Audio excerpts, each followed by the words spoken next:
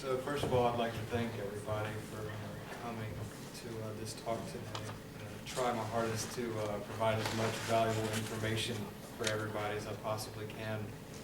I'd like to start by asking who in this room has never meditated before? Just by raising your hand, who's never meditated before? Okay. And so who has a regular practice of meditation? Raise your hand. Okay. All right, well, great. So what my goal is for this talk is to both educate the people who are new to meditation and also for the people who know about meditation, to give them a little bit more of an insight from somebody who's been practicing for a while and who's had a very transformative experience through meditation. So I would like to start by telling you guys a little bit about me. And I was diagnosed with ADHD whenever I was 7 years old. I was recommended to by one of my teachers because I was just a very wild child. I think there are a lot of those today. But I was diagnosed whenever I was 7, and so I was given medications to treat that diagnosis. And I could say that throughout school I was a very distracted person. It was very hard for me to focus really on anything.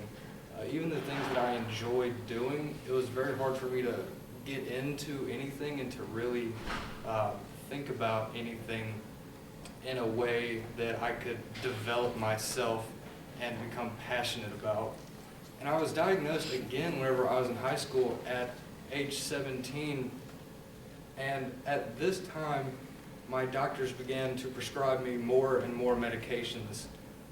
Obviously, things weren't working as expected. So I began switching medications a lot. I began taking increased dosages. I also began taking a few medications that had absolutely nothing to do with ADHD, but medications that would hopefully counteract the effects that I was receiving from all of this medication. So it just seemed like I was going around in a circle and nothing was really solving the problems. So very recently, I was prescribed the most powerful stimulant medication to treat my ADHD, and I was prescribed that medication 3 times a day.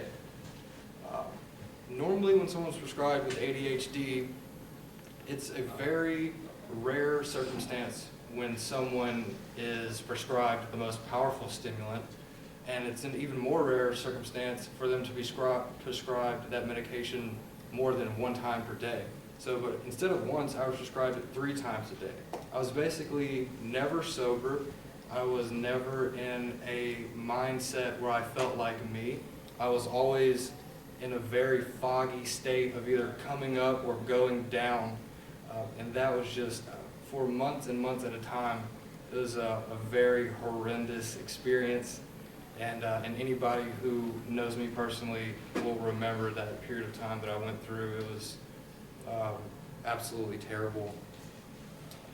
So I began to research healthy and natural techniques to overcome some of the difficulties that I was having, and for some of the reasons that I was diagnosed with ADHD, I began just searching for ways that would allow me to stop taking my medications.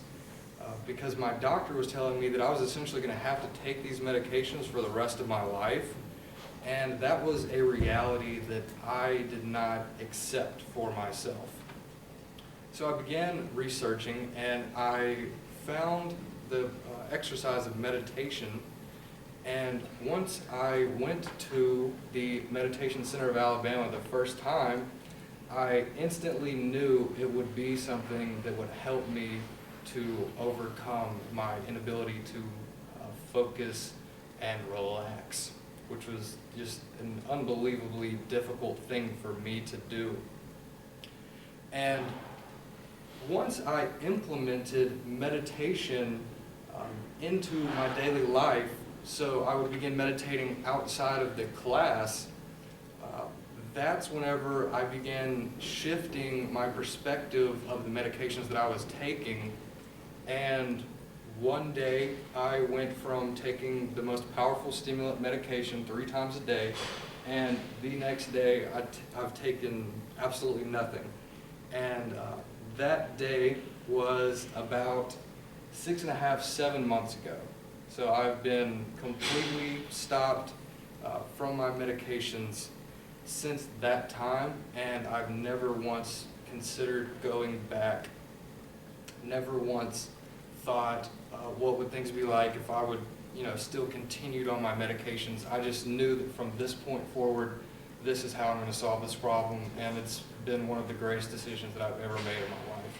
It was so impactful that I wrote a book about it, and I titled it The Power of Meditation, and that book actually became a best-selling book on the world's largest online marketplace, Amazon.com.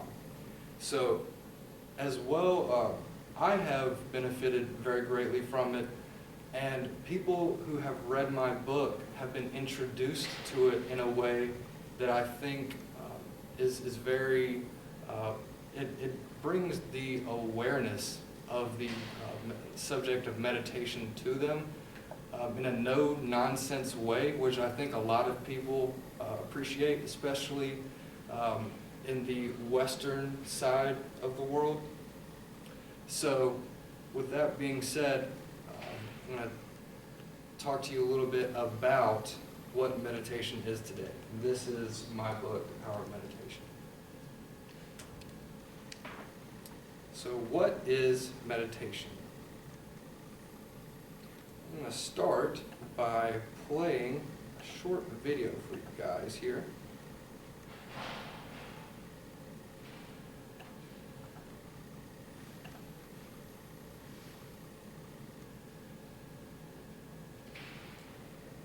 Training the mind is often quite different to how people imagine it to be. Maybe they have an idea it's about stopping thoughts or eliminating feelings. But the reality is a bit different.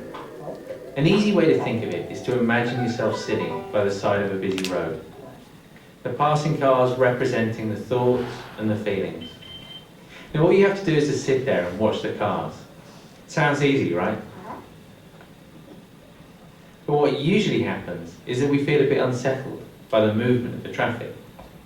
So we run out into the road and try to stop the cars, or maybe even chase after a few, forgetting that the idea was to just sit there.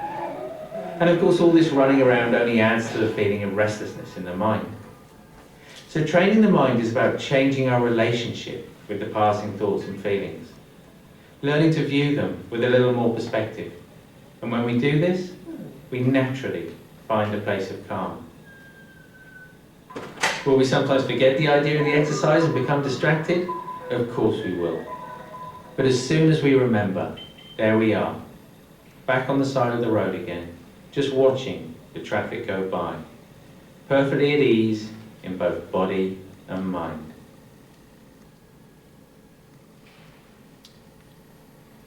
All right. So, meditation is actually an exercise that's been passed down for thousands of years, and it's an exercise that allows you to regulate your mind. By practicing meditation regularly, you can learn to become focused and relaxed anywhere at any time. So this was very, very helpful for somebody like me who could not find focus or relaxation anywhere, but I've learned to, in some of the most difficult circumstances, find peace in whatever I'm surrounded by, in whatever environment that I'm in the moment, which has been unbelievably, profoundly impactful in my life. And this is one of my favorite quotes about meditation. The goal of meditation isn't to control your thoughts, it's to stop letting them control you. So I think that meditation is a powerful exercise that really anybody could do. You don't have to have a special reason to need to do it, but no matter who you are, it can be beneficial for you. So that's a big reason why I thought it was so important that I give a talk about it. So I'd like to speak just briefly about the history of meditation. And so in the beginning, who knows? Who knows how meditation really began? One of the most interesting aspects about an ancient exercise like this that truly fascinates me is that there really is nobody who knows how it really began. Archaeologists today have been discovering more and more sites like these, megalithic sites, which are being dated to being 10,000 years old. This site is called Göbekli Tepe, which is found, it was found on a farmer's plot of land once he was plowing the field one day, and he unearthed a very large stone. He brought some scientists in to analyze what the stone was, and once they began digging, they found more and more sites like these on his land. And essentially, this site is an example of how our idea of history, the timeline that we've been taught throughout our lives, is changing as we are moving forward with more discoveries like this site. So, not to get too deeply into the ramifications of finding more and more sites like these, because this is not the first. There are very many others that are being unearthed as the years go by. We will look at a more orthodox perspective of how meditation began. So, meditation has some of the earliest records of meditation were found in the Hindu traditions of Vedantism around 1500 BC.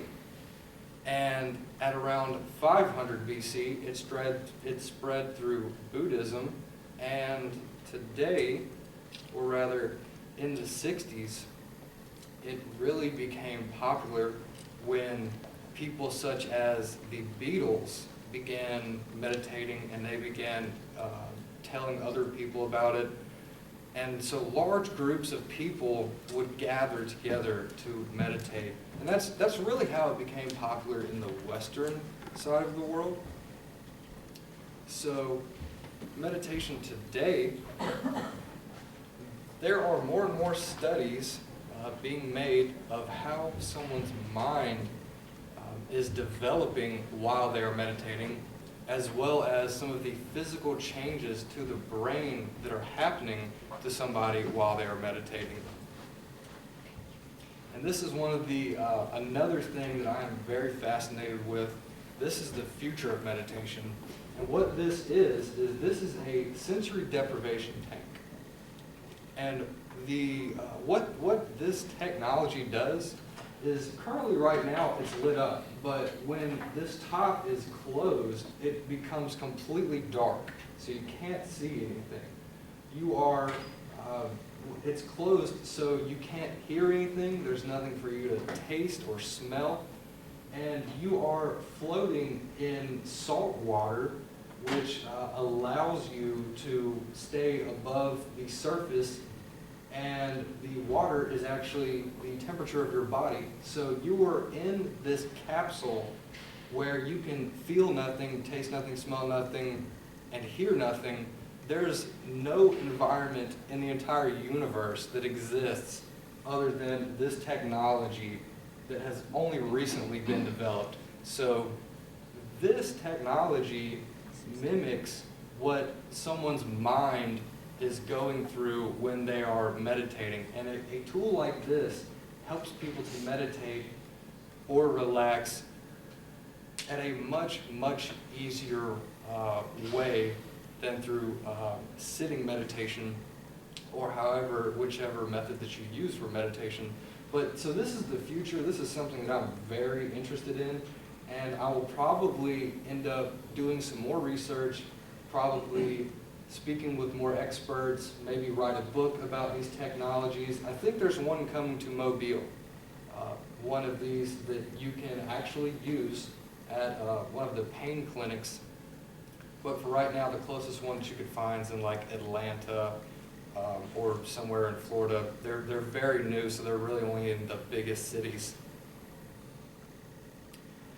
So some of the most recognizable people who meditate, let's go over that a little bit. These are some people who I think I think people in this room would be able to recognize almost everybody on the screen right now. So we have Steve Jobs, we have Russell Brand, Giselle, Will Smith, Oprah, Russell Simmons, Paul McCartney, LeBron James, and Joe Rogan.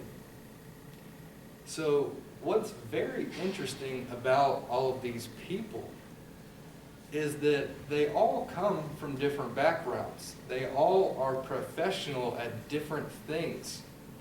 Steve Jobs being a tech innovator, Russell Brand being a comedian, actor, Giselle being a very, very famous model, Will Smith, an actor, Oprah, a philanthropist, Russell Simmons, a business leader, Paul McCartney, a musician, LeBron, an athlete, an Olympic athlete, and Joe Rogan being a show host, fight commentator, and comedian. These are all people who are doing very different things from one another, but the one thing that they all have in common is that they all meditate. And most of them, in fact, I have not found one person on this board yet who does not highly advocate meditation. So if you research these people, perhaps just go on Google and search, Steve Jobs meditation or Giselle meditation. Whatever that you do, you will find information about them personally explaining how powerful meditation is in their life. So that is something that that I think is very cool. And I would like to show you guys somebody who I think everybody recognizes. This is a very short video of Kobe explaining how meditation is, how powerful it is for him, and why he practices it on a daily basis. I meditate every day. And I do it in the mornings, and I do it for about 10 to 15 minutes. And I think it's important because it sets me up for the rest of the day. It helps me. It's like having an anchor. If I don't do it, I feel like I'm constantly chasing the day, as opposed to being able to be controlled and dictate the day. Not that you're calling the shots on what comes forward, but the fact that I am set and ready for whatever may come my way. I have a calmness about whatever comes my way, and a poise. And that comes from starting the morning off with meditation. And I loved his choice of words, where he describes having a calmness and a poise, almost like you're just fitting into this slot where you know that you are just in the zone, ready to go no matter what happens. And I can just tell that Kobe meditates a lot. This is something that this is not just something that he's talking about because some people are doing an interview about it. This is something that he really does do a lot, and I can tell by his choice of words. So, let's see here. Next, we're going to go over some of the myths and misconceptions about meditation that you may have heard growing up, but hopefully I can clear some of these up for you guys. Okay, so probably the greatest myth, especially growing up in the Bible Belt, whenever I'm talking to my friends about meditation, or anybody really locally, they say that it doesn't coordinate with their religion. And I'm here to tell you that meditation actually is not a religious practice. I would describe it more like working out than praying. It's something that, it's a practice that allows you to focus deeply, and whatever you choose to do with that focus is up to you. So traditionally, thousands of years ago, people would meditate so that they could focus on the practice of their religion and to remove any sort of distractions that prevent them from developing in that religion. But as I showed you just a few minutes ago, there are lots of very recognizable people who are very accomplished in their life who choose meditation. So they are choosing to use their focus that they're gaining from this exercise in a way that allows them to develop their passions, such as music or creative business ideas. Whatever that someone really chooses to do, you can be benefited very greatly from meditation. And by no means is it only a religious practice. If you choose to use it to develop your religious practice, that's your decision. It's up to you, and it will work for you.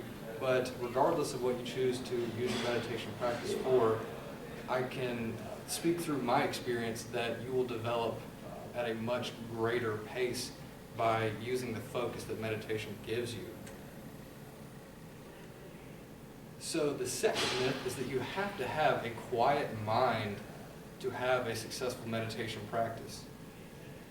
I think that I am the best person who you could look at who just absolutely destroys this myth, because I was somebody who my doctor assumed was a very special case.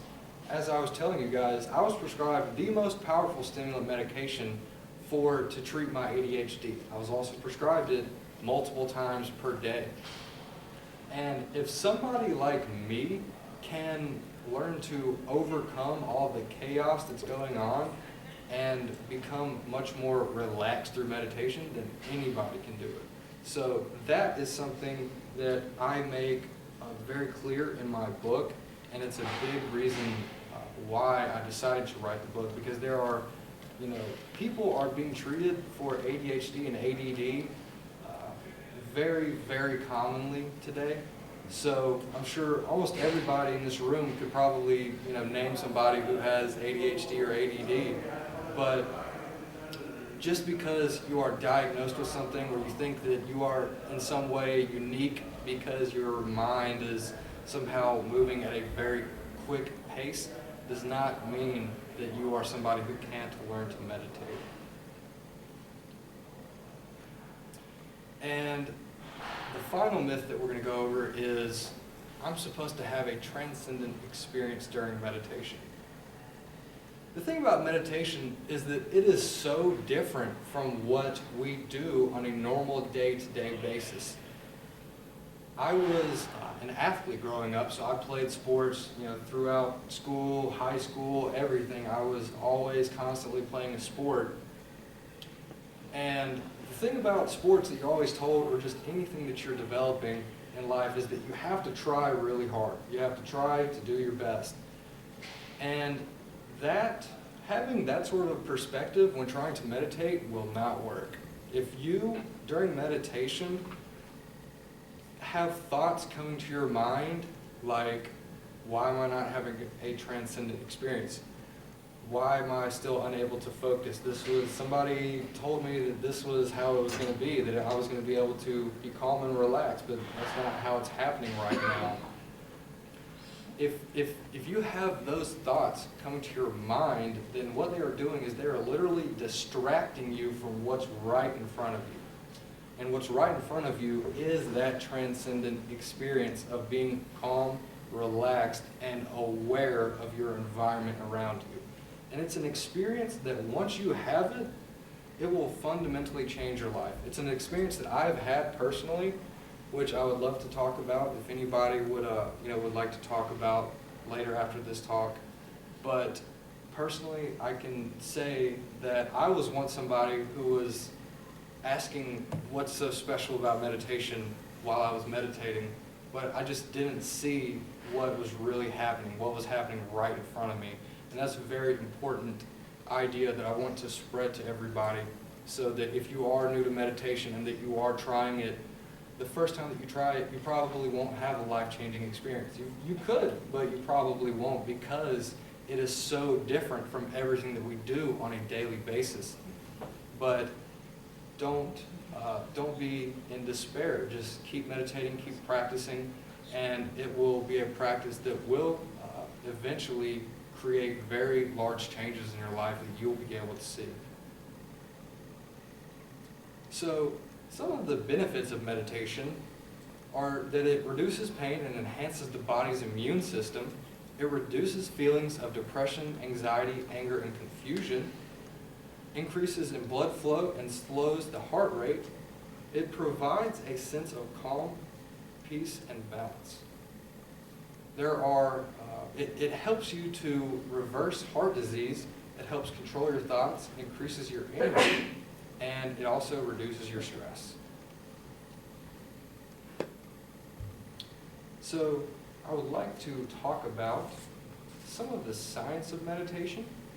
And there was an 8-week study done by UCLA that showed how practicing mindfulness meditation actually stopped the decline of CD4T cells in HIV-positive patients. So this is a study which showed how the people who were practicing meditation were actually slowing the cells that are protecting their immune system from dying off in ADHD patients. So this is a very, very powerful study that has been made. And myself personally, there is somebody in my life who has been diagnosed with HIV.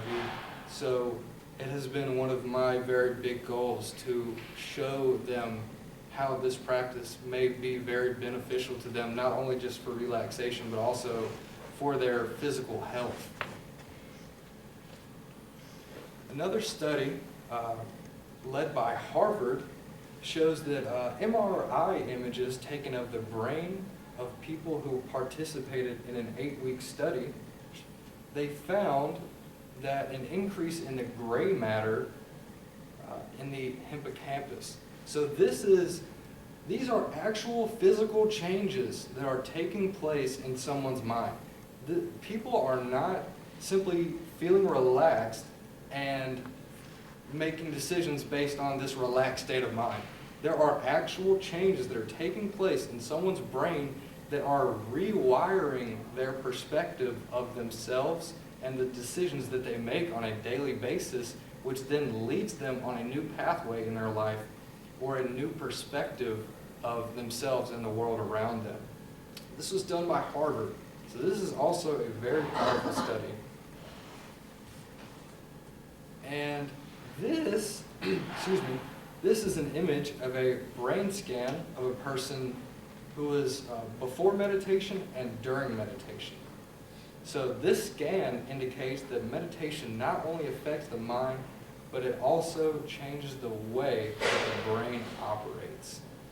There are very many studies like this coming out today, and I just think it's so excellent, because there are people who have for thousands of years been telling us how powerful of an exercise this can be, but for science to actually give us images of how someone's brain changes from before meditation to after or during meditation, that's just, you can't deny this.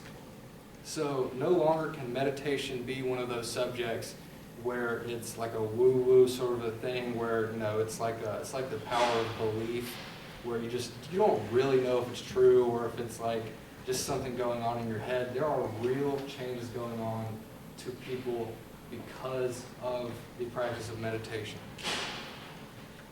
So I would like to show you guys somebody who was once very skeptical about meditation, who has shifted their perspective and is now somebody who greatly advocates meditation. There's no way a fidgety and skeptical news anchor would ever have started meditating were it not for the science. The science is really compelling. It shows that meditation can boost your immune system, lower your blood pressure, help you deal with problems ranging from irritable bowel syndrome to psoriasis. And the neuroscience is where it really gets sci-fi. There was a study out of Harvard that shows that short daily doses of meditation can literally grow the gray matter in key areas of your brain having to do with self-awareness and compassion, and shrink the gray matter in the area associated with stress. There was also a study out of Yale that looked at what's called the default mode network of the brain. It's a connected series of brain regions that are active during most of our waking hours when we're doing that thing that human beings do all the time, which is obsessing about ourselves, thinking about the past, thinking about the future, doing anything but being focused on what's happening right now. Meditators not only turn off the default mode network of their brain while they're meditating, but even when they're not meditating. In other words, meditators are setting a new default mode. And what's that default mode? They're focused on what's happening right now. In sports, this is called being in the zone. It's nothing mystical, it's not magical, you're not floating off into cosmic ooze. You are just being where you are. The cliche in self-help circles is being in the now. You can use that term if you want, but because it's accurate. It's slightly annoying, but it's accurate. It's more just being focused on what you're doing. And the benefits of that are enormous. And this is why you're seeing these unlikely meditators now, why you're seeing the U.S. Marines adopting it, the U.S. Army, corporate executives from the head of Ford to the founders of Twitter, athletes from Phil Jackson to many, many Olympians, scientists, doctors, lawyers, school children. There's this sort of elite subculture of high achievers who are adopting this because they know it can help you be more focused on what you're doing, and it can stop you from being yanked around by the voice in your head. My powers of prognostication are not great. I bought a lot of stock in the company that made Palm Pilot back in 2000, and that didn't go so well for me. But having said that, I'm going to make a prediction. I think we're looking at meditation as the next big public health revolution. In the 1940s, if you told people that you went running, they would say, who's chasing you? Right now, if you tell people you meditate, and I have a lot of experience with telling people this, they're going to look at you like you're a little weird most of the time. That's going to change. Meditation is going to join the pantheon of no-brainers like exercise, brushing your teeth, and taking the meds that your doctor prescribes to you. These are all things that if you don't do, you feel guilty about. And that is where I think we're heading with meditation, because the science is so strongly suggestive that meditation can do really, really great things for your brain and for your body. The common assumption that we have, and it may be subconscious, is that our happiness really depends on external factors. How was our childhood? Have we won the lottery recently? Did we marry well? Did we marry at all? But in fact, meditation suggests that happiness is actually a skill, something you can train just the way you can train your body in the gym. It's a self-generated thing. And that's a really radical notion. It doesn't mean that external circumstances aren't going to impact your happiness. It doesn't mean you're not going to be subject to the vagaries of an impermanent, entropic universe. It just means you were going to be able to navigate this with a little bit more ease. So I think There's no way a fidgety and skeptical news anchor. I think that was a very powerful, short interview. That is a TV newscaster for ABC, and he's very well known amongst other newscasters. And for him to be sharing a message like that is, I applaud him for being at a position that he is in, of being in front of the camera with millions and millions of people to speak to. He's advocating a healthy and natural exercise like meditation. There just needs to be more people like that around today. So finally, I'd like to give you guys very quickly my advice for how you can both begin meditation very efficiently and effectively, and also how you could improve your practice. And these are techniques that I have written inside my book if you'd like some more detail about them. So the first and most important piece of advice that I could give you is to listen to a guided meditation. You could also listen to a live instructor, but guided meditations will help you to relax. So essentially, this is somebody who is available at any time, anywhere, who will help you become calm and relaxed. A lot of people, whenever they're first beginning meditation, think that they should just sit in their room by themselves quietly and just try to do it on their own. And what I'm suggesting is that for you to ask yourself, why should you reinvent the wheel? Why should you try to figure it out on your own when there are already thousands and thousands of people online who you can just go to YouTube and type in guided meditations, and you can find many different types of instructors. That's what's great about technology today, is that we're connected with a very, very large amount of people. We're connected with billions of people. So what that means is that there are very many different types of meditation instructors. If you are, if you like to use meditation in more of a spiritual, religious sense, there are very many Hindu instructors. There are very many Buddhist instructors. There are also Christian meditation instructors. If you are somebody who is more of an academic perspective and they like to view science and they like to understand things using logic or scientific methods, then there are also very many neuroscientists who do guided meditations and who have them recorded online. And this is not to say that the more spiritual instructors aren't using logic. It's simply saying that they are using a different combination of words to describe the same sort of message, but just in a different way. So whichever type of meditation instructor that you would like to listen to is really up to you.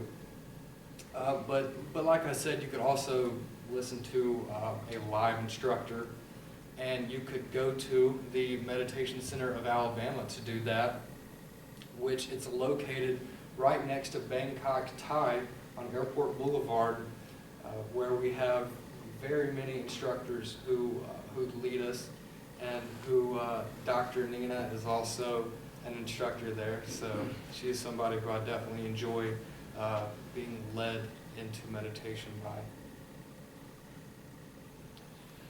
Next, I want to talk about organizing the environment. This is one of my favorite books. It's called The Life-Changing Magic of Tidying Up. And probably the most important idea that I get from this book is that your external environment should match how you want to feel on the inside. So what I would suggest is that when you are meditating, wherever you are, if it's your room, or if it's, in your car, if you're just like getting off of work, or if it's your office, I would suggest just tidy up a little bit, organize so that all of the things that you have to do, all of the paperwork that needs to be written, all of the sort of distractions around you can be eliminated. And make sure to go ahead and silence or just completely turn off your cell phone or any other devices like your laptops, TVs, but especially cell phones. One of the worst things that could happen is if you are in a very calm and relaxed state during meditation, and then you get an update from one of your friends on Facebook to bring you back to Farmville or something like that.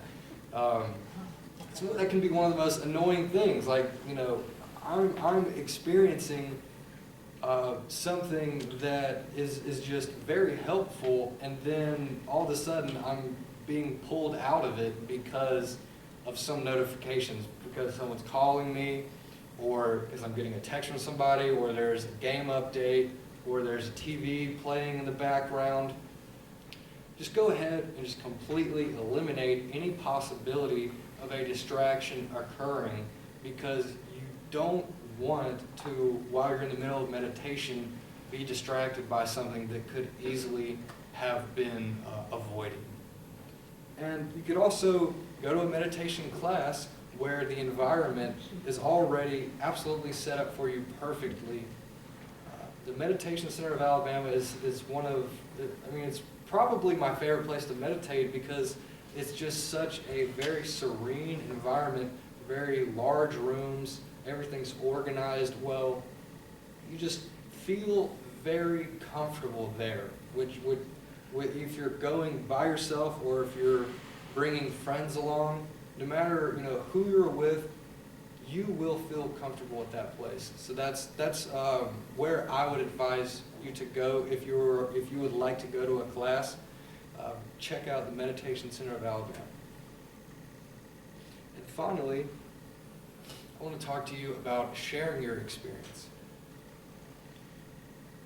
So sharing your experiences are important, especially when you are beginning meditation, because if you are beginning, you might have an experience that you wouldn't necessarily characterize as being transcendent or a very memorable experience. You may not have that, but by communicating with other people, perhaps other people who you've just meditated with, or friends and family member, if you just tell them about your experience in meditation and listen to their feedback, especially if it is somebody else who is experienced in meditation, listening to their experience, it can really allow you to view what you've just had as an experience in a completely different way.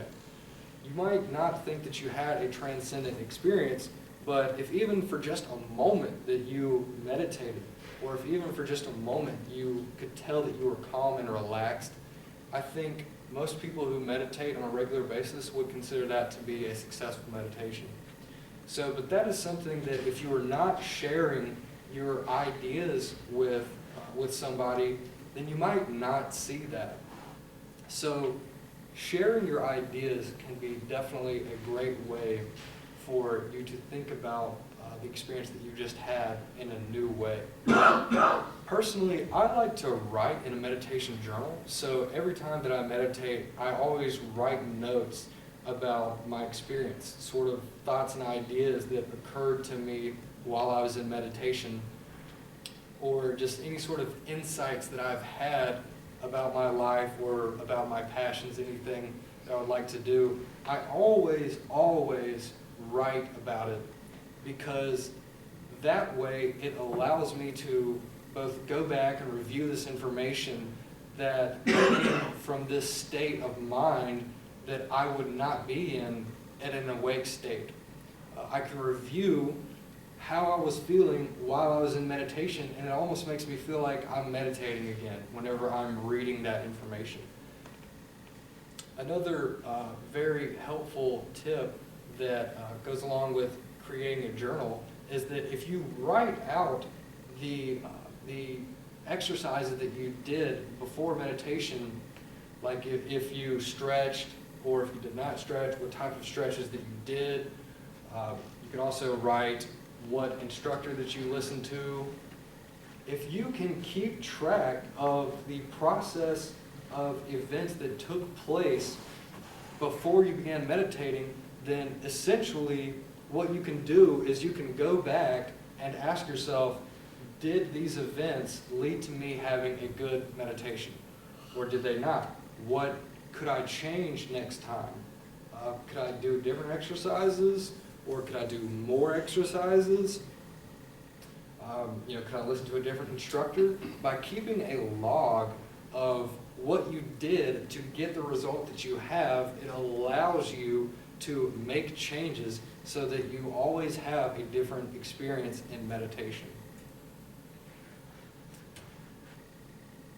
So that is going to be it for my talk, and I would just like to thank Middle Way Meditation, and I would like to thank the Meditation Center of Alabama, Dr. Nina and Miss Laura. I so greatly appreciate how much you guys have helped me and how influential you guys have been in my life. By you guys giving me the opportunity to have a comfortable and relaxing place that I can feel safe and figure out the things that are going on in my life, by you providing that environment, I am just so appreciative of, and there's no words that could describe how much I just want to thank you guys. So thank you guys so much for giving me this opportunity. Thank you guys.